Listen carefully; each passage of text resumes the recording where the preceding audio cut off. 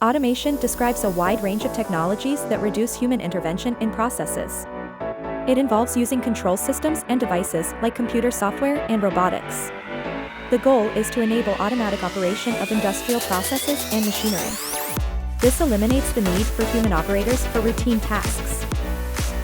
Industrial automation specifically applies these technologies within industrial settings.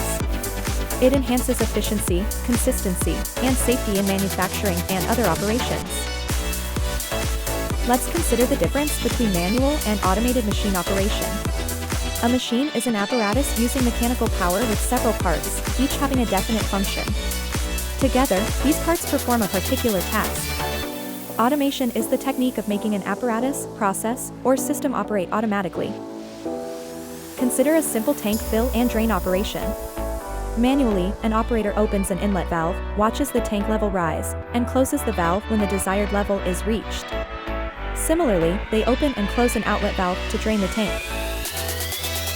To automate this manual process, we can add sensors and automated valves. In a basic automated system, discrete sensors detect specific levels, like high and low. Manual valves are replaced with solenoid-operated valves that can be opened or closed electrically.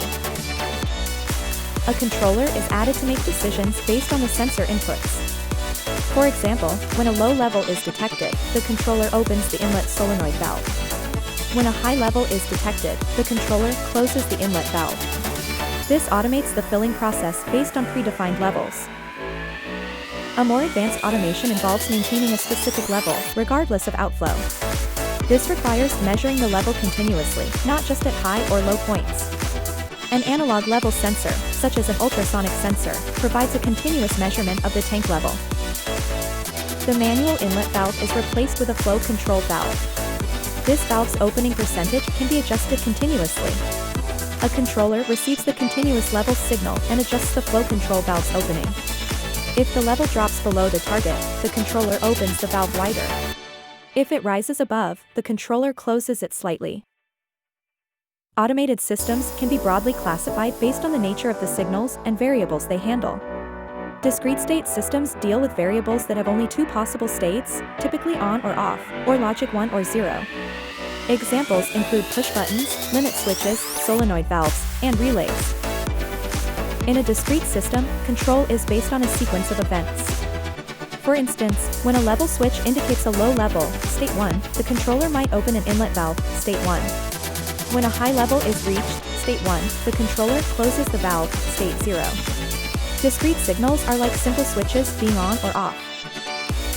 Analog process control systems handle variables that can take on a continuous range of values. The tank level example with the ultrasonic sensor and flow control valve is an analog system. The level can be any value within the tank's height range, and the valve can be opened anywhere from 0 to 100%. Analog signals represent continuous measurements, like temperature, pressure, or flow rate. These systems aim to maintain a variable at a specific set point, adjusting control outputs proportionally to deviations from that set point. Control systems are also categorized by how they use the system's output. An open-loop control system is one where the control action is entirely independent of the system's output. The system performs its task based on preset conditions or time without checking if the desired outcome was achieved. Examples include a simple electric hand dryer that blows hot air for a fixed time or as long as a hand is detected, regardless of how dry the hand is. A basic washing machine that runs cycles based purely on time is another example. The controller sends commands, but there's no feedback from the process output influencing the control action. Open-loop systems are generally simple in construction, economical, and easy to maintain. They are typically stable.